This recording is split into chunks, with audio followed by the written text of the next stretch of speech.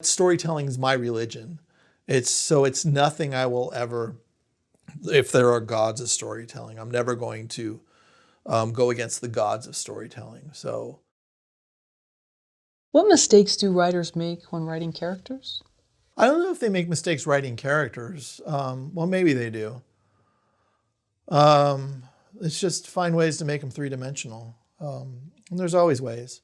And I think that's when, I think in the end, your character just needs, we need to know what the character's goal is and then just make it hard for them. That's about it.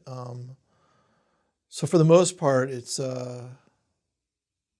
yeah, it's, I think I do find some people are, that then this is when it comes to, oh no, this is based on a true story. And no, this is a real person. And it's just like, okay, but get back to the page. Stop doing the verbatim on. But I also think that's a technique, that's a very great word for it. It's a way for people to avoid actually writing. It's a way for them to avoid actually sinking into the conflict of the possibilities of that character. So they can just say, oh no, this really happened. And it's just like, you just don't want to go there. That's okay. Don't be a writer. It's not a hugely paying gig unless it is sometimes. It's mostly sad. It only looks pretty in movies. So Where would they not want to go? I find this a lot, and I find this in the majority of, maybe 70% of the students that take my classes. They don't want to. It's like when we were talking about the evilness and the darkness. I don't think they want to go into the darkness of their characters because they're too scared to show the darkness of themselves. And that's when we're gonna completely. That's just when the sandcastle of the story you're creating just won't work. It's you need to know the imperfections. It's the fun part. Right. So they make this character too perfect, or it's too flat. Yeah, too flat and just it doesn't. Yeah, it's reading like they're avoiding, and usually I'll ask them what they're avoiding, and oh no, this really happened, and there's a lot of students who just don't want notes, and you just kind of find them and go, all right, well you're not getting notes then. It's just like, oh, my standard is oh well, thanks for sending this in, and just sprinkle more conflict. If a student's getting that note from me, that means that I realize they're not taking any notes and they just want a participation grade. So let's suppose I turn something in, and you give me a first round of notes, and then you see that I don't integrate or I don't change anything. Does that mean I'm not receptive? No, it's usually I don't mind if a student's confused. I don't mind if a student is even offended. Like, whoa, wait a second. But then the conversation. Let's have the conversation. And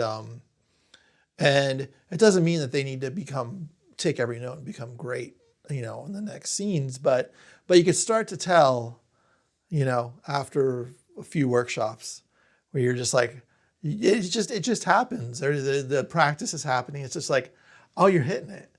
You're hitting it. You're hitting that conflict. You're hitting this. I'm seeing what you're doing here and here and here. You could tell when someone's avoiding truth almost, and when someone just and that's the one thing that I really kind of preach to every writing class that I teach is write your truth.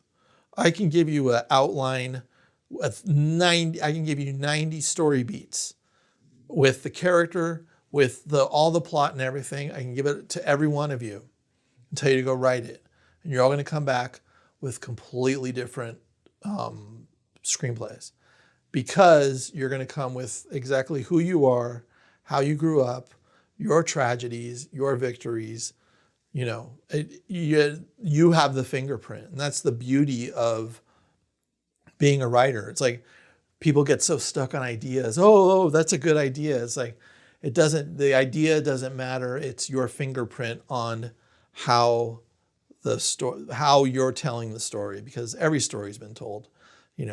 they may pretend like, oh, we got this new thing that we did it like this. And it's just like, all right. But in the end, it's still a heist movie, or in the end, it's still a love story that, you found a little different angle on. But the core of it, the core that we care about, is still in there. So that'll never go away. And that's when I even say, hey, if you're lucky enough to get on an Adam Sandler movie, and Adam Sandler writes goofy movies, but if you're lucky enough to get a project on that, put your truth in there. Go ahead and be goofy, but put an element of your truth in there, and that will make you stand above. And they'll be like, and when they read it, they'll be like, you know what? I don't know why I like this, but I like it. And that's when we're putting our own truth into the work, and we don't have to totally spell it out. But that's when people go, I connect to this, and I don't know exactly why or how. But usually that means the writer has brought in just utter truth and honesty in storytelling. Do you find people are sometimes scared because you're so honest? It intimidates them because then that means they have to meet you at that level? I should probably be less intimidating. Well, not intentionally, but I mean, this is who you are, and you want to. And I don't expect. I mean, I don't expect everyone to have to, deal with my demons the way I deal with them. I can tell when there's avoidance in a sci-fi. The alien isn't looking at themselves. I guess. Yeah. The alien looks at himself in the mirror and says, "I'm gorgeous and green." Yeah. It's just interesting because I think, and I didn't even realize this, but I've read so much work that I can really tell fast if they're into it. And if they had a stake in writing it. There's this, and I don't know exactly what it is, and I don't know how to explain it, but I could read 5 pages of something and realize if they're invested and this is important, or if this is an exercise and they're just trying to sell something. Which could just be selling the teacher for a good grade, or. Yeah. Okay.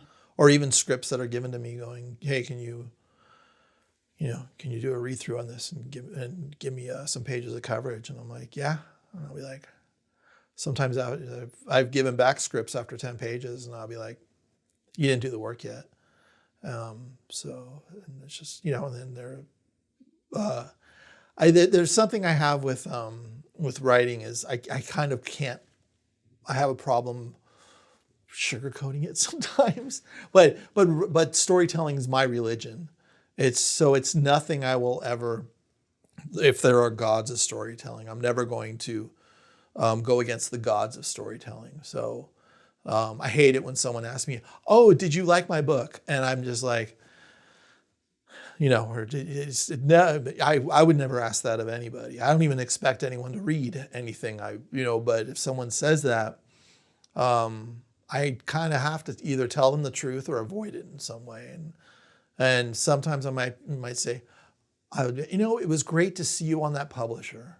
Or I really liked that you got to work with that editor. And all they hear is great and like. They don't hear that I didn't say anything about the book. But I have to I can't say a book's great or a screenplay's great if I feel in my bones it's not. And I might be a jerk because of that. I don't know. Well, also, too, sometimes if you're going on a junket or press junket, you don't always have time to do. I mean, you sometimes get this stuff last minute, so you don't always have time to read something or even get a screener. But yeah. I mean, sometimes it's not just the work; it's also the person that did the work, and that's fascinating too. Oh, exactly. Yeah. Oh, I totally agree. I agree beyond belief. That the person behind the work intrigues me. I think I'm talking about my friends when my friends come up to me and will ask that, and that throws me off. But like when I interview, like every 15 to 20 people will ask, and that's I kind of have to. I have to re-steer it because when I do interviews, I'm there to have the conversation with the person. I'm not there to. If we discuss storytelling, great. But I'd I'd rather not go into the details of the character of the book because that's for other, that's for their other shows, I guess. Wow. Yeah. Or the question I love, how was it to work with so and so? They were such a big name. That's like one of the. I hear these journalists will ask that in junkets and different things, and sometimes it's like, well, you're in a sense insulting the person, but hey, that's just me. My thing is, I always ask, were they nice to work with? Okay. There you go. And it's really fun to hear because, and then I was on a set right before COVID, and someone was telling me about one of my favorite stars, and I was like, how was he to work with? And they were like, he was nice above the line, but below the line, he was not a good person to people. And I was like, that's I don't want to hear that.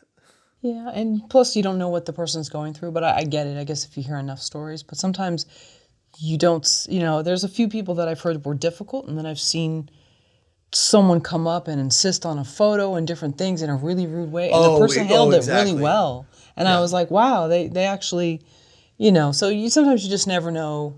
You need to know the audience that's telling you that. If it's someone that's been working in film for 20 years and they're working on film after TV show after TV show, I'll take notice when they, but everyone knows everyone has a bad day. And Sure. I assume everyone has a bad day. So I never, if someone was like, oh, I met someone on the street and he was a jerk, I just kind of look at him and go, I don't care.